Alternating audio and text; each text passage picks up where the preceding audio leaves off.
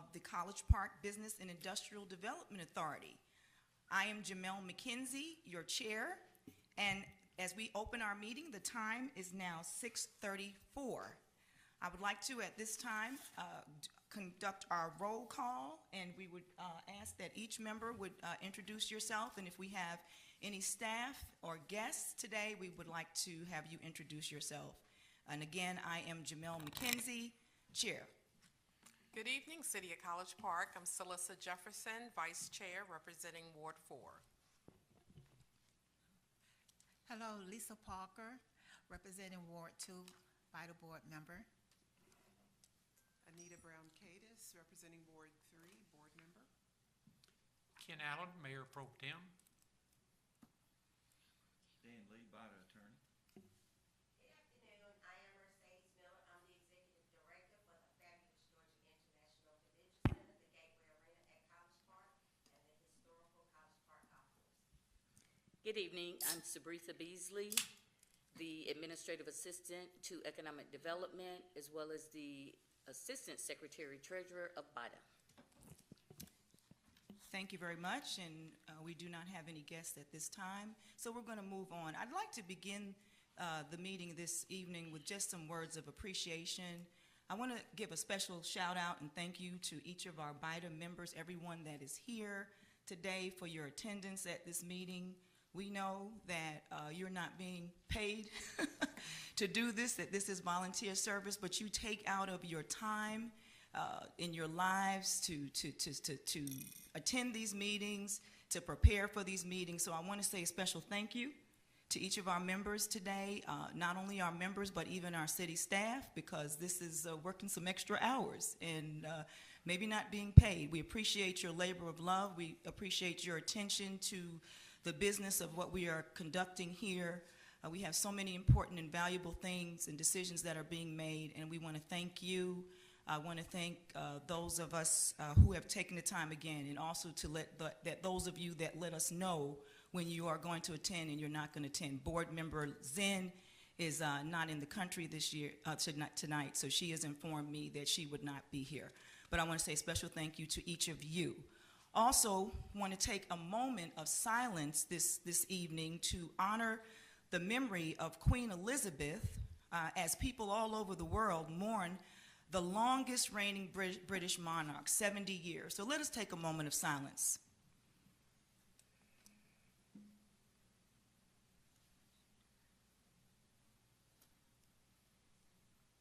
Thank you. This time we're going to move on to item number 2, which is the review and approval of the minutes from our August 11th, 2022 meeting.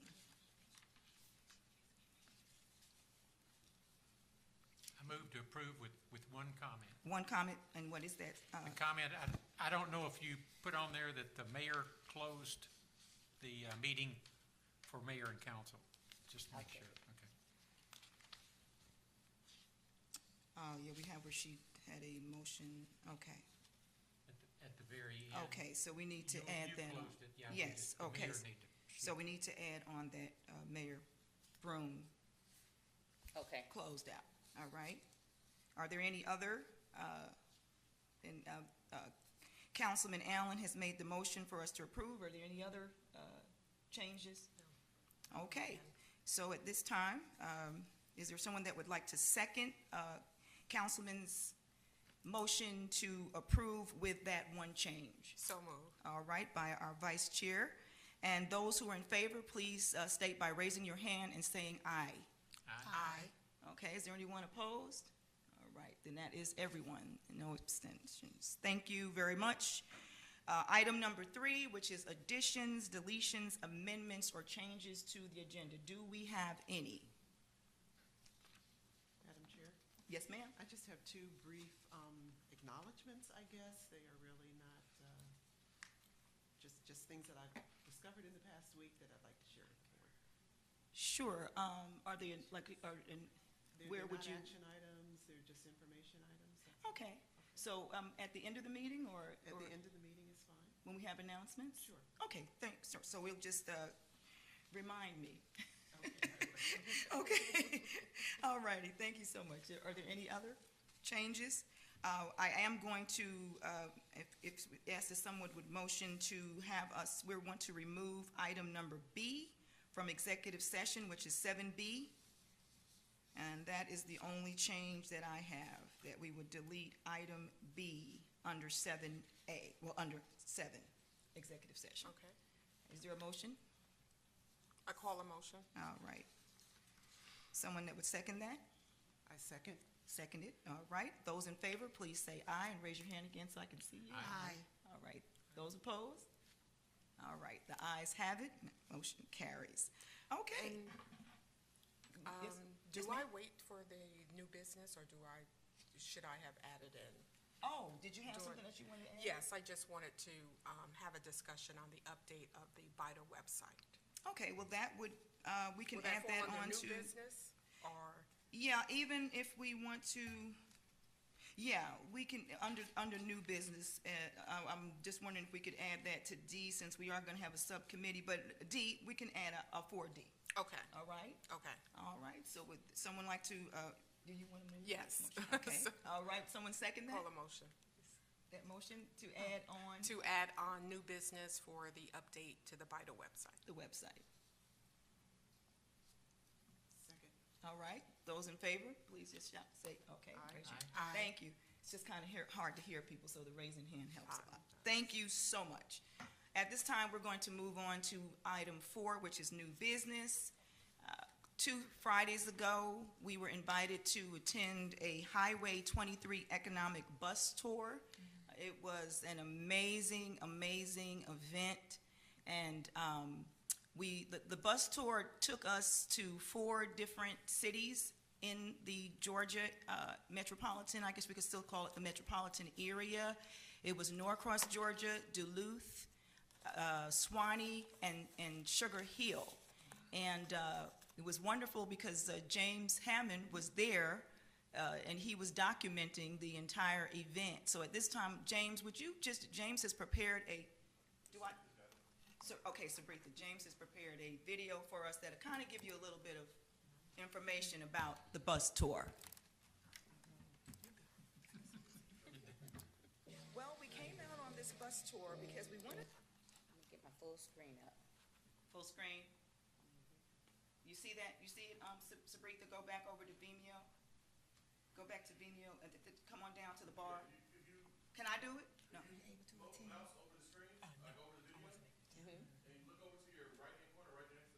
Come down, Sabretha. Okay, right, Oh, this right one. there. I'm Yeah, sorry. there you Yes, go. I see. All right, we're ready. Okay. To look Thank at you. 4 different cities in the Georgia area, metropolitan area, and for us that are coming from other cities. Can you hear that? James, can you put the volume a little bit? We can't. And it's really been an amazing opportunity today to see what some cities have done. And also it's encouraging because some of our projects seem like they're taking a lot of time, but we're finding out that their projects took a lot of time. We're networking, we're getting some better understanding, we're getting to see some other projects, but we are also envisioning what we want to do in our individual cities.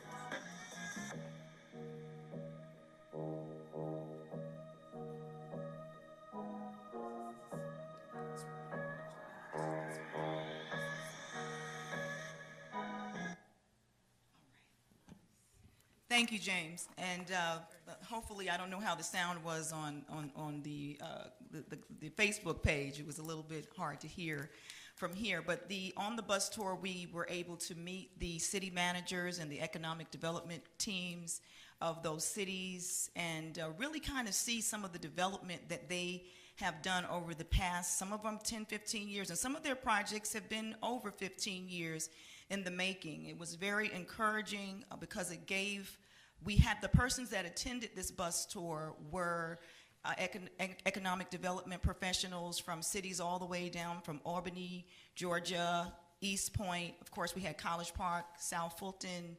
I may have missed it, but it was several of us, and we were there to learn about what other cities are doing. And this was very helpful for us as a city here in College Park to be able to look to see what other cities are doing. It was also interesting to note that those leaders in those cities, they looked at College Park as being this diamond and all the different potential that we have. And so it was good to see that other people are looking at our city in a positive light. And the other thing that was encouraging, again, was realizing that they have these amazing downtown city hall campuses, but it did not happen overnight. And, as we are here with our challenges for economic development and 6 West, it's good to know that slow and steady will win the race. Sometimes you want to hurry up and see things happen. And so, again, thank you, James. Thank you for documenting that. And are there any questions that anyone may have for myself regarding the bus tour? I think it might be nice to send a little note to each of the mayors of the 4 cities, from BIDA, thanking them. I love that idea. Just a thought. And we don't even have to vote on that. So, Sabritha, we will work to craft a letter next week and get that to, and also Christopher Pike, who is the one that actually put together the whole tour. He pulled us all together, and this is how things should be. Sometimes we try to reinvent the wheel, and someone already has the wheel, and they can show you how to ride. So it was a wonderful experience. Anyone else have any questions or comments regarding the bus tour? All righty, so we'll move on to item B, which is the subcommittee document processes update.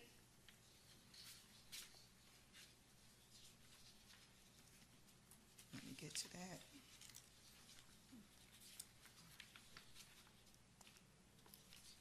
And actually, Anita, did you want to share anything about that meeting that we had? Yes, we Okay. had a meeting. I'm trying to. Yeah. Okay, thank you. Several of us participated in a meeting. I forget the date. It was about a week ago, this past Monday, with our new economic development manager, and Sabritha, our chair, and I were present, and it was quite informative. We discussed high-level thoughts about just the whole process of BIDA and our a solid review of 6 West and how that came about, and where that process is now. That was the bulk of our time, but we also talked about the need to integrate that discussion about 6 West into the various BIDA properties and the strategic plan and growth plan for the city of College Park as a whole. We just briefly touched on our process documents and other action items that we've discussed that we were tasking ourselves and the supportive staff to do. And in just an hour, it seemed like we cover a lot of issues, but laid down some strong groundwork for those of us who are new to BIDA and those of us who have been around to sort of correct and move forward with development in the city of College Park. So. Thank you, Dr. Anita. And that pretty much, it was a wonderful meeting. Our future looks bright. We're going to give more information. Our Economic Development Director, Michelle Alexander, is not here tonight. She had an obligation planned before she even came back to College Park. So once she gets back, we'll continue. We're going to meet again before the next meeting, and we'll have a more solid update with some information for you. But be encouraged, everyone. It's looking really good. So are there any questions that you may have about this item before we move on? Any comments? Okay, let's move on to item number C, which is the Business Awards reception planning for our December event. As you all are aware, that in December of every year, BIDA holds a Business Awards reception where we acknowledge businesses in our community that we would consider to be the business of the year, the business person of the year. We select a nonprofit or a charitable organization that we honor. We have persons in the community who have, or organizations that have been doing something for a long time, and we honor them. So we are beginning to put the plan in place. The event this year will be held at the GICC. It will not be the large-scale event that we used to have up till 2019, but it will be something that will be very, very well thought and honoring these businesses. So I wanted to just let you know that between now and the next meeting, Sabritha will be sending out a survey to each of the members with the categories that we will be nominating businesses and business persons, that we're asking that you would get that back as soon as possible. We will also send you a listing of the nominees, or rather the winners, the recipients for the last 10 years, because we try not to, we're not going to honor the same person or the same company within a 10-year period. So basically, we're going to be asking for your nominations in those categories, and also let you see who else has been a recipient. Now, if somebody was nominated last year, but they didn't get the award, you can nominate them again. Yes. So we're basically looking for nominations in the month of October, and then once we get the nominations, we will actually do our voting, and we will move forward with that. Are there any questions about the Business Awards reception planning? Madam Chair, do we have a date yet? Did you say? We do. It's the day of our December meeting. We will be, I don't want to say December 11th, but let me look. I feel like that's the date, but I may be. It's December 8th, actually. So December 8th is the date. Anyone that would like to serve on the planning, so one thing is us identifying the businesses. The other piece will be actually planning the event. So if you're interested in serving on the planning committee, if you know right now that that's what you'd like to do, you can volunteer. If it's something that you need a little time to think about, please email our amazing assistant, Miss Sabritha Beasley. Don't send it to me. Send it to Sabritha. Okay, are there any other questions?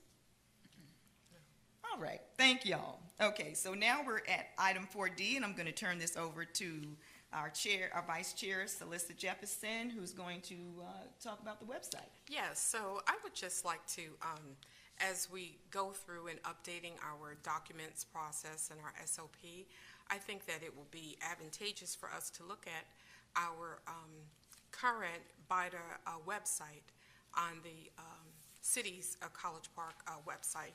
And there's nothing wrong with what's there now. I just would like to add the piece from our bylaws for the mission statement to be added to the website. I think sometimes the public may not be aware what our core mission is, even although on the website our state regulation is listed there, but tying the piece to the community for them to understand what our core mission is as a board and as a state organization, I think that it would be great to add that to the website. Thank you. And again, I think this is an administrative issue, so it's not something that we have to vote on. It's just something that we will get it to Michelle Alexander, and also when we have our next meeting, we'll bring that up again and follow up with that as well as some other items. Okay. But thank you for bringing that to our attention. Please make sure that we do address that issue. Yes. All right. Are there any questions before we move on? All righty.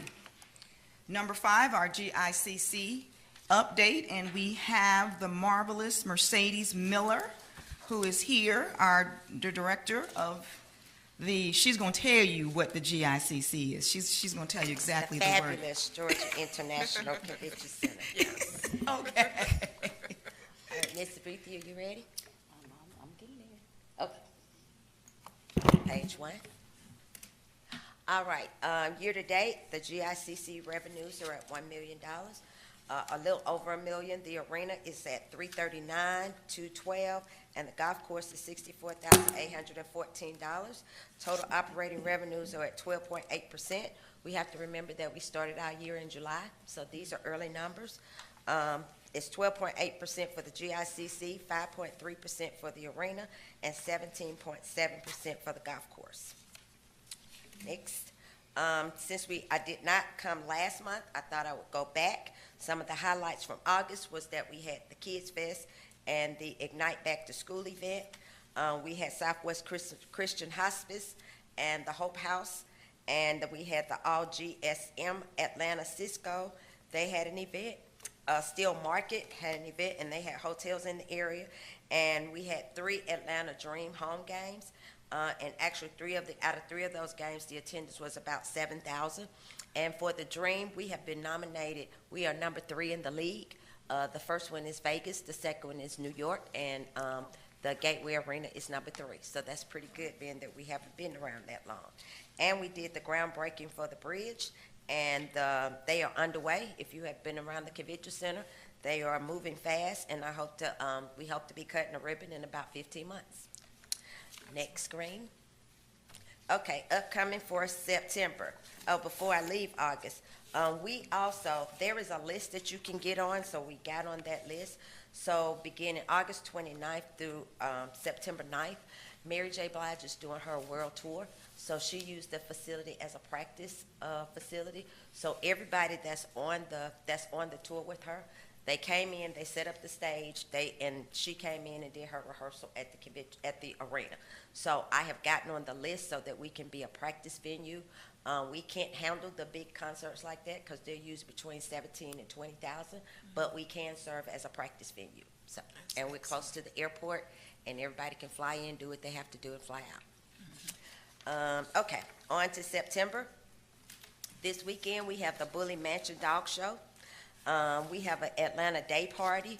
It's right up my alley. It's going to be, it's kind of a Saints and Falcon tailgate party.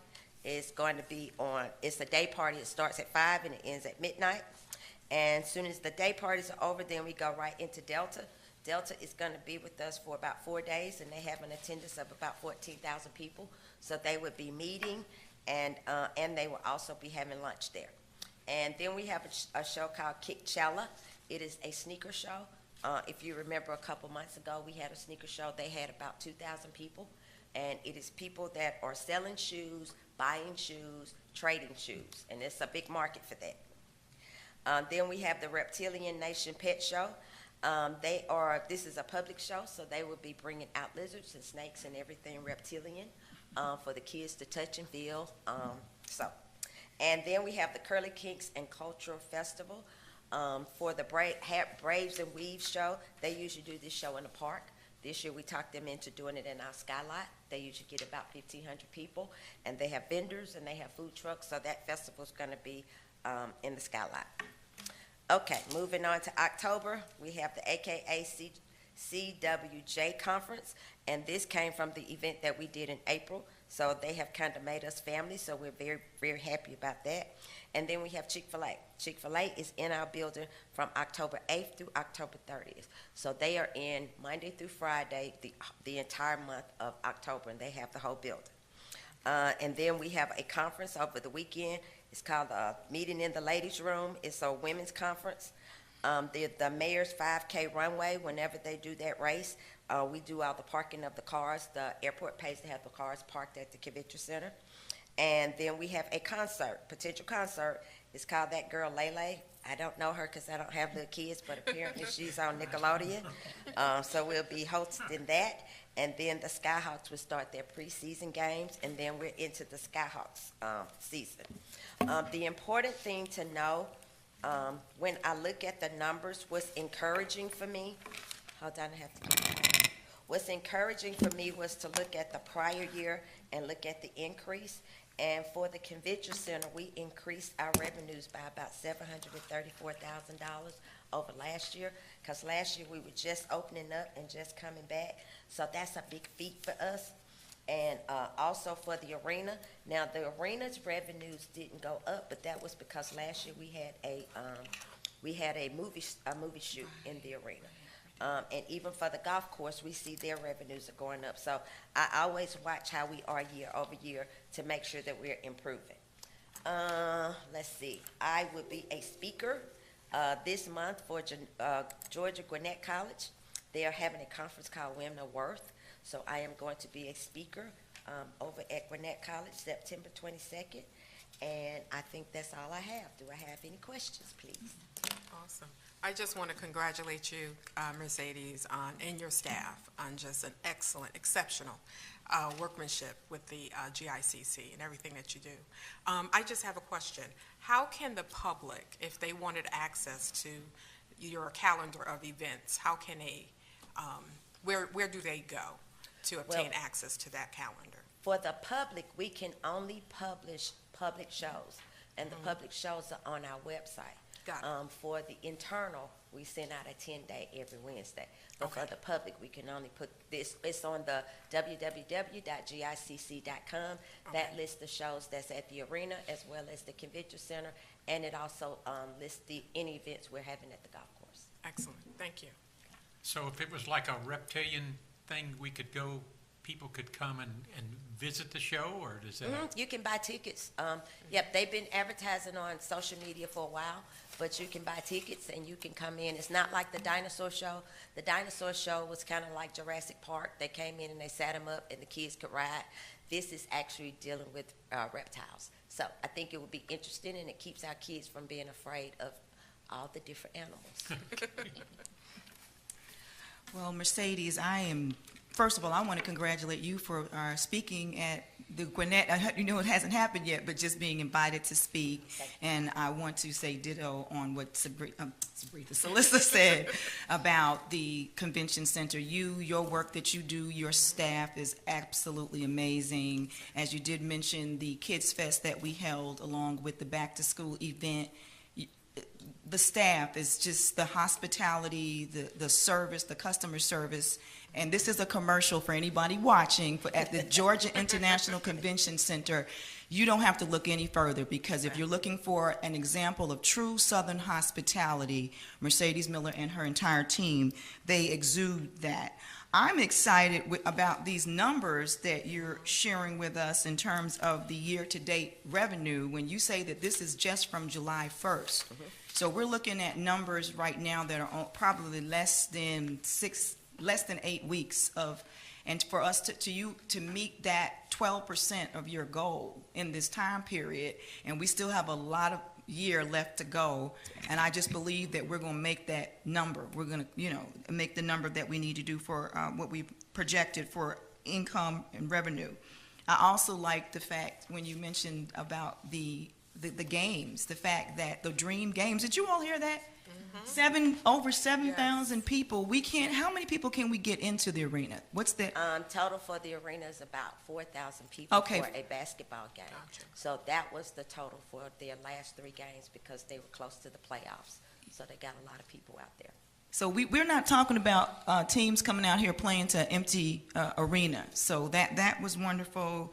And I just wanted to, I guess I think I wrote down, the Skyhawks, who are going to be beginning their season, as you mentioned, in a few weeks, they are doing this amazing campaign where they're acknowledging different businesses in College Park. And so we saw that they actually put out the Corner Grill this week. They put out Ignite. I got to give a plug for Ignite.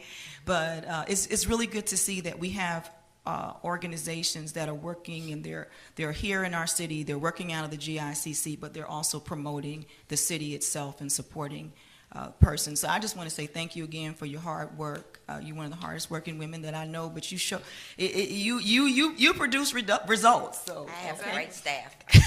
and you got, but a staff. I'm not going to preach, but. I was reading an article today that talks about why people work the way that they work, and a lot of it has to do with the leadership. So we just can't say we have a great staff. We do have a great staff, but we have a great leader. So thank you so much. Thank Are you, there, Bob. are there any other questions for Mercedes? Okay, all right. Yep, I'm having that kind of day, y'all. So at this time, I think that we have gone through all of our agenda items. We have other issues. Other issues. Are there any other issues? Do we want to do announcements? Okay, we can. Okay, Anita, this is a good time. These are just 2 things that I noted. We don't have local papers anymore. Well, I don't read but this thing that comes on my doorstep every week. There are 2 articles. One from August 31st. Ed Wall is mentioned. It had to do with schools and tax abatements and what happens when a community, I just find it's a great education, but when a community votes in a tax abatement, which we've been faced with, that the schools have concerns about that, as everybody does, because it Sure. cuts into their revenue. And there's just a nice brief paragraph here. And when I saw Ed's name, I said, oh, yeah, I know who he is. and so he was offered and asked about his expertise about how school districts feel about tax abatements. And so it let me know that, as we move forward with making decisions, having enough time to make those decisions and having a full sense of all of the implications about making decisions about things like this as VITA is important. And we have the experts here to advise us.